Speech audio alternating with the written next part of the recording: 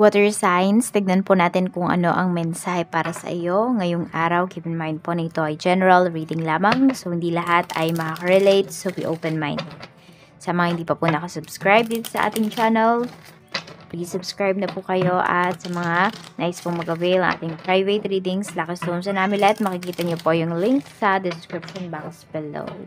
Tignan natin kung ano po ang mensahe para sa iyo. Mensahe po natin, Spirit Guide.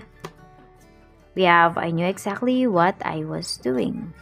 So, yan. So, kailangan nyo lang yatang magtiwala dito sa taong ito. Or, could be, kayo to. Kailangan lang ninyo isuporta water signs ng mga tao sa paligid ninyo. Tignan natin kung ano pa yung mensahe para sa'yo.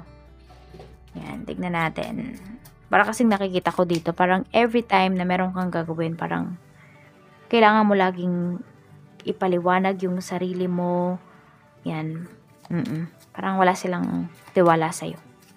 Like, parang pinagdududaan ka kaagad nila kung kaya mo ba yung isang gawain, ganyan. Tignan natin kung ano pa yung mensahe for you. Okay? Dimitri, what you doing, baby? Yan ka na naman. Umupo ka pa dyan sa card natin. We have sunglasses. So, lagi nga may naka-ano sa'yo dito. May nakatingin. Lagi namamatsyag. So, pwede po na may nag-i-stock sa inyo dito. And also, meron din ako nakikita kasi ngayon nga sabi ko sa'yo, diba? Kanina, bago pa natin makuha yung card na to na pwedeng laging mayroong yung parang pinagdududahan ka, ganun. Oo. Parang hindi mo kaya yung isang gawain, ganyan. Tignan natin kung ano pa yung mensahe para sa'yo. We have not today. So, may nagagalit yata sa'yo dito ngayong araw. Oo. May galit sa'yo ngayong araw na ito. We have passion. Nag-aalala lang to sa'yo. Kung sino man itong may nasabi sa'yo hindi maganda, nag-aalala lang sa'yo yung taong to. Oo. So, tignan natin kung ano pa yung mensahe para sa'yo. Tignan natin. Can I get this one, baby? Good boy. Tignan natin. Okay, Spirit Guide, what is, I knew exactly what I was doing. What is that energy, Spirit Guide? Tingnan po natin kung ano pa ang mensahe para sa'yo, water signs. We have a very climax approaches. Ayan po.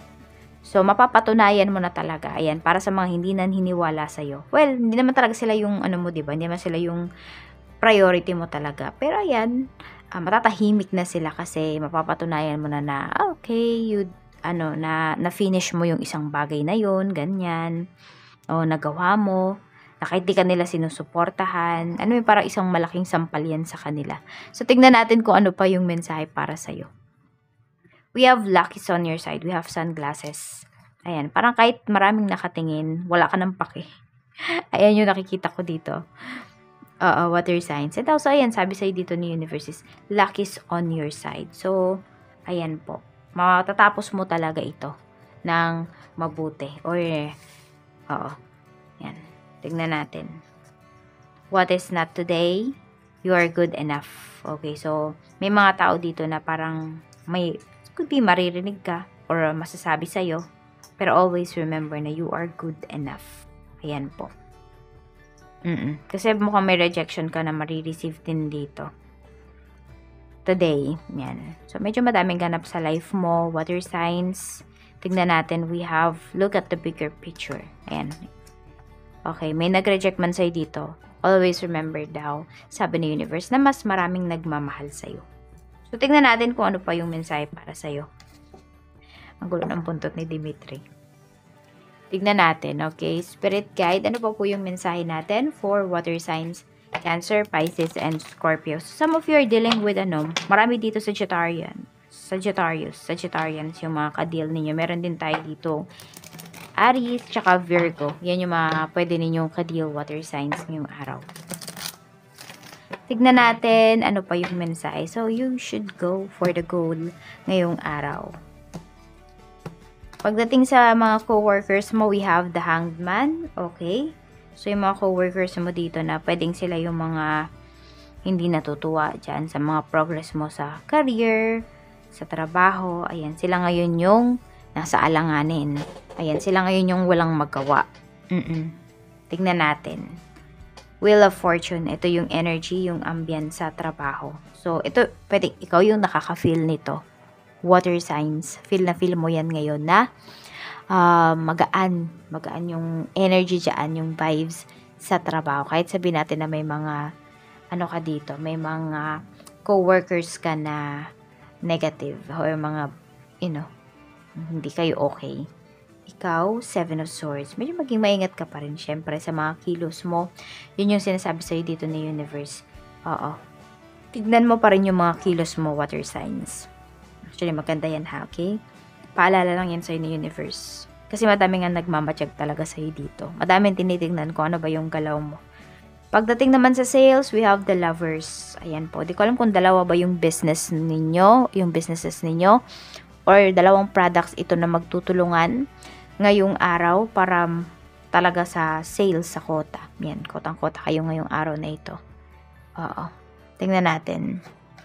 Or meron dito parang more on makikipag-partnership sa inyo, ganyan. Parang kunwari isang company na or every ganito, dadalan mo kami ng ganitong products, etc. Yan. Tignan natin. So, parang more on, meron din kasi partnership kasi na pinapakita dito about sa sales ninyo.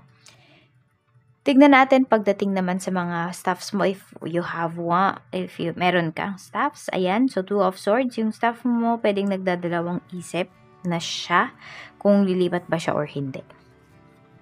We have Knight of Swords, pagdating naman dito sa iyong mga clients, ayan, mabibilis naman itong mga clients mo. Kaya lang parang meron din dito mabilis magbago yung isip. Kaya ang gawin mo, magpa-reservation ka dito para hindi ka magkaroon ng problema. Kasi yun yung nakikita kong problema dito. Parang ngayon yung client mo gustong-gusto niyang umorder, ganyan. Tapos kunwari, wala kang mabigay ngayon pero sasabihin niya, sige tomorrow na lang. Tapos pag ayun na, biglang magbabago yung isip. So magpa-down payment ka. Pag walang down payment, ayan, kunwari reservation yan, huwag mong pagbigyan. Tignan natin kung ano pa yung mensahe pagdating sa pera. We have the Hierophant.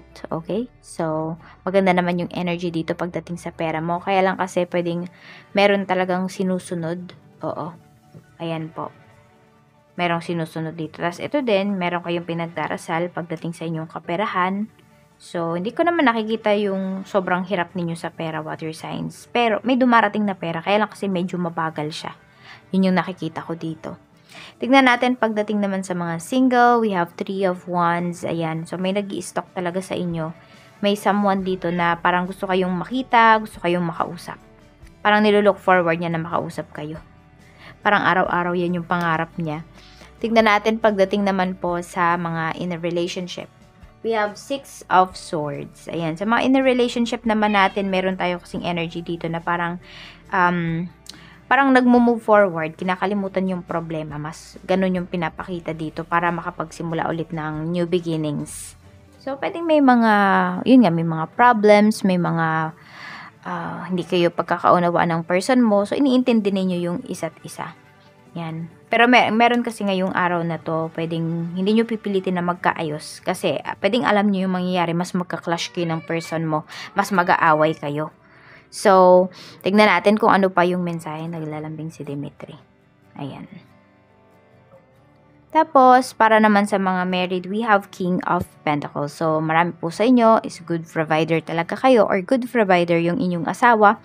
Water signs, ayan o. King of Pentacles. Wala ka naman talagang masasabi. We have 5 of Wands. Okay. And we have 7 of Cups. Kaya lang, meron tayo dito, ayan.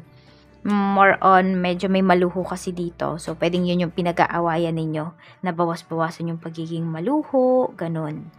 Oo. More on, yun lang naman yung nakikita ko dito na pwede ninyong pag-awayan. More on mga luho kasi. So, we have 5. Number 5. Number 6. Meron tayo ditong number 10 and number 12. So, yan po yung mga lucky numbers mo. Maraming salamat, water signs. Mag-ingat ka always and more blessings to come. Bye-bye!